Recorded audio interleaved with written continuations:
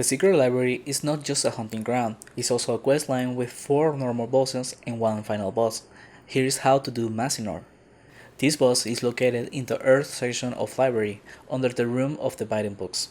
And yeah, you heard that right, there is a Earth section of library, a highly abandoned and not worth going ever part of the library, because for starters, it's a very small with not enough density for good pulls, and yet, when the library got nerfed, Zipsoft decided to also include the cursed books in the nerf, because clearly they were hunting too much. Anyways, enough with the rant, back to the boss. This boss used to be the hardest one in the game, at least when it got introduced, but more on that later. Now it's actually one of the easiest to do and great one to farm, partly because it's the easiest to get to, but also because it has the best drops. The mechanic of the boss is that he changes form to a supercharged version, and after 8 seconds the room is filled with energy UE. While he is on his supercharged version, you want to focus on the wild knowledge summons. When those dies, they leave a vortex behind. Stepping on it will transform you into a knowledge elemental, and that lasts 8 seconds. As long as you are transformed, you won't take any energy damage. However, it's important to not take it right as the boss switches forms, as you can go back to normal right before the UE hits, so always try to wait 1 to 2 seconds after the boss transforms.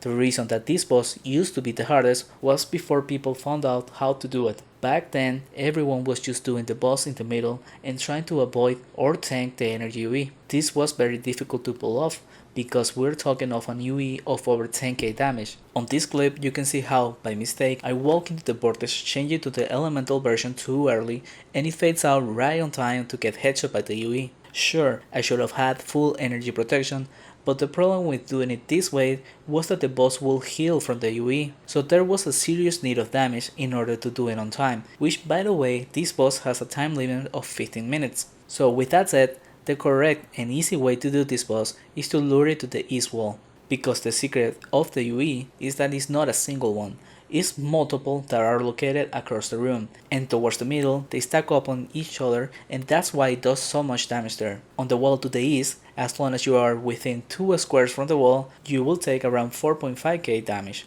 which can be reduced with energy protection. So as long as you're wearing some protection, then the EK and the RP block the boss in place so that it won't move, and then just tank the damage from the UE. This way, when he changes forms, everyone focuses on killing the summons, and only the mages will be stepping on the vortex. That will make it so that they can get one almost all the time. And even if they mess up, you can mana shield and tank the damage from the UE and be fine. And that's all there is to know for this boss. As soon as you enter, lure it straight to the wall and trap it. After that, just attack him on his normal form and use his spells on the summons when he's on the supercharged version. This boss, just like all the bosses, drops in average 250 to 300k in normal drops, with the additional rare drops for special demon bones, and this one in particular has a chance of dropping an epaulette, which is needed for the add-on of the battle mage outfit. Each of these are worth more than 20k, making this boss a really good one to farm. Also, unlike the other bosses, this one has another very rare drop, the One of Dimensions, a pretty valuable item used for decoration, which I have looted once, so I guarantee that it can be looted from him. With that said, that's all I got for this one. Make sure to check out the other videos of the series for the rest of the bosses. Thank you for watching, and if you want to support the channel, consider subscribing or supporting directly with Tibia coins to Gudii donation. Thank you and see you again.